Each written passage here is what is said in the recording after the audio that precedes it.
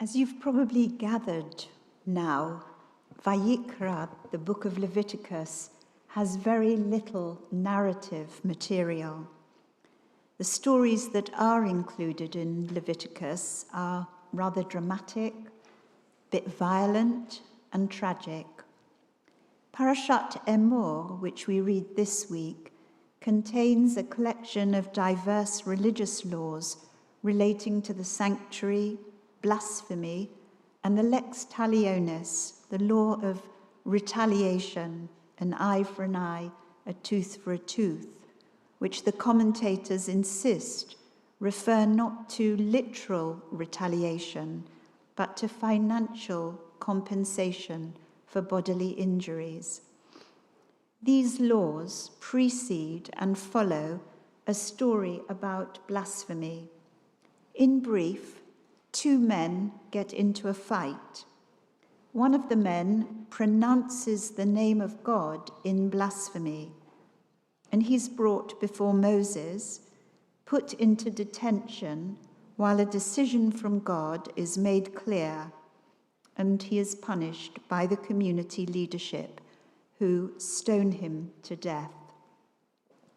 The blasphemer, we are told, is the son of an Israelite mother and an Egyptian father. In rabbinic law, that would make the man an Israelite. He's Jewish because his mother is Jewish. But in Tanakh, in the Bible, it's the father who determines the status of a child. With an Egyptian father, his status is called into question by the rabbis. The story itself, without the laws that follow, is told in just 4 verses. The 9 verses preceding the story begin with God's command to Moses to bring clear oil for lighting the menorah, the lamps, and the arrangement of holy things in the sanctuary. And the story of the blasphemer interrupts suddenly these verses that are dealing with sacred things and order in the sanctuary. And the verse begins like this: Vayetze ben isha Yisraelit, v'hu ben ish Mitzri betoch b'nei Yisrael. There came out among the Israelites one whose mother was an Israelite and whose father was Egyptian. The first word of the verse, Vayetze, and he came out, he went out, may be innocuous. Maybe he just emerged from his tent. He came out into the camp of the Israelites. On the other hand, that term Vayetze may bear a more critical, condemnatory sense. Whatever the conflict was about, it was played out publicly in the camp. Rashi, quoting a midrash, says that he came out of the preceding passage, making fun of the objects, the order, the timing, and the rituals of the sanctuary. Hence, a fight ensues. Another interpretation suggests that the man came out of a dispute concerning his pedigree. He had intended to pitch his tent in the camp of Dan, the tribe to which his mother belongs, but he's challenged by the Danites, who point out that each man can only pitch their tents, quoting from the beginning of Numbers, by their fathers' houses and not by their mothers. The man, we are told in the Midrash, appeals to the court of Moses, but loses his case. He's angry, he gets into a fight, and curses God. There's a third reason suggested for the fight that takes us all the way back to the beginning of the book of Exodus. Again, the Midrash identifies the man's father as an Egyptian taskmaster back in Egypt.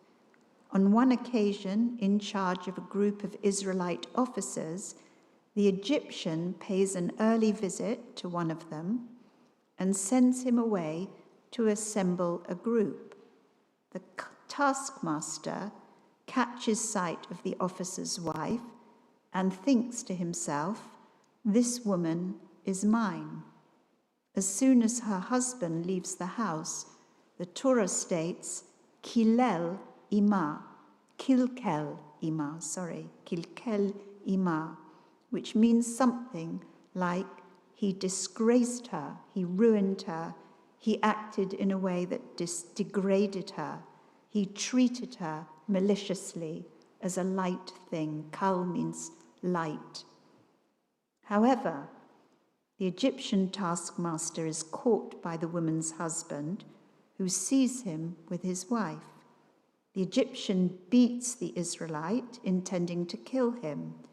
The Midrash continues, "Thereupon the Holy Spirit began to stir in Moses. He looked this way and that, and when he saw what the taskmaster had done to the officer in the house and the field, he killed him and hid him in the sun." The son in the sand, the son of the Israelite woman, whose name is Shlomit bat Divri, and the Egyptian taskmaster is the blasphemer. So he's been conceived through rape. And by the way, that episode early on in Exodus, the first time that we meet Moses as an adult, where he kills the Egyptian taskmaster. So I'm struck by these three reasons for the fight, because they are the same three reasons that are given in a different midrash for the conflict between Cain and Abel, which ends with the murder of Abel by his brother. And those three reasons given are religion, land, and sex. The blasphemer scorns the rituals of the sanctuary. He's ousted from the tribal group he thought was his, and hence territory, and he's the offspring of a woman who was raped. I think that's enough to be thinking about when we consider conflict and violence, specifically in our own time. Battles over religion and land, and the violation of women, children, and other vulnerable members of our society are sadly prevalent and painful. But I want to go just a little bit further to look at two other words in this story. The Hebrew uses two verbs to describe what the blasphemer did. Vayikov ben ha'isha ha'yisraelit et Hashem, vayikalel. The translations all imply that he swore in some way, using the name of God. So did he pronounce the four-letter tetragrammaton, Yod He Vav He, or did he curse God, as Abraham ibn Ezra suggests, in the same way that Job's wife says to her husband, "Curse God and die," because everything has fallen apart in their lives? If we look closely at the two verbs that describe the behavior of the blasphemer, we may understand what he is guilty of and why he's condemned to be stoned. Vayikov appears to come from a Hebrew root, kuf vav vav, meaning to blaspheme or curse. But it seems to me to be more closely associated with another root, close to kuf vav vav, but is nun kuf vav. And this word, nakav, means to pierce or to bore a hole. The second verb, which is used in this sentence, is vayikalel, translated as he cursed, but it comes from the same word that we just came across of the Egyptian taskmaster and the way that he treats the Israelite woman, from the root to make light of or to show contempt. So these two words are what the blasphemer is guilty of. and they serve to clarify the guilt of the blasphemer.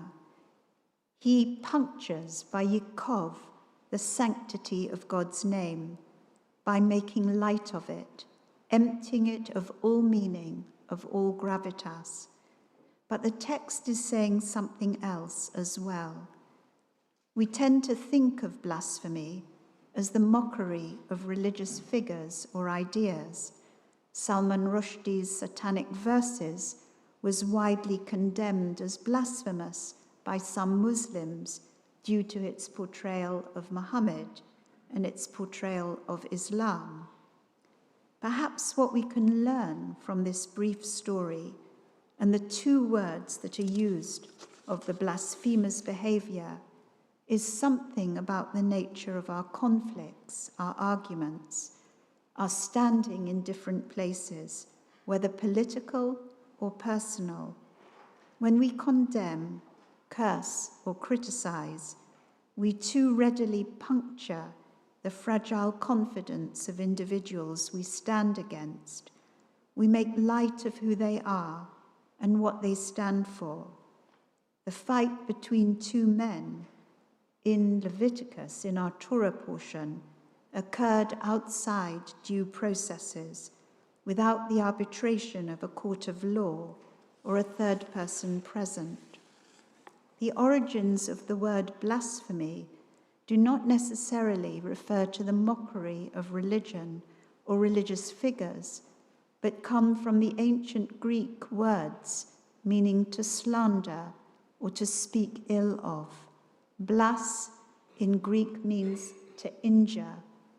Pheme means utterance, talk, or speech.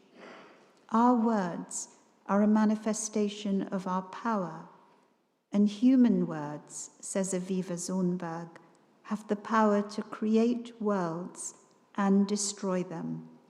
They have the power to uplift a person or to disempower them completely. When we injure someone through our speech, we diminish and puncture not only the person involved, but the name of God in whose image we are created.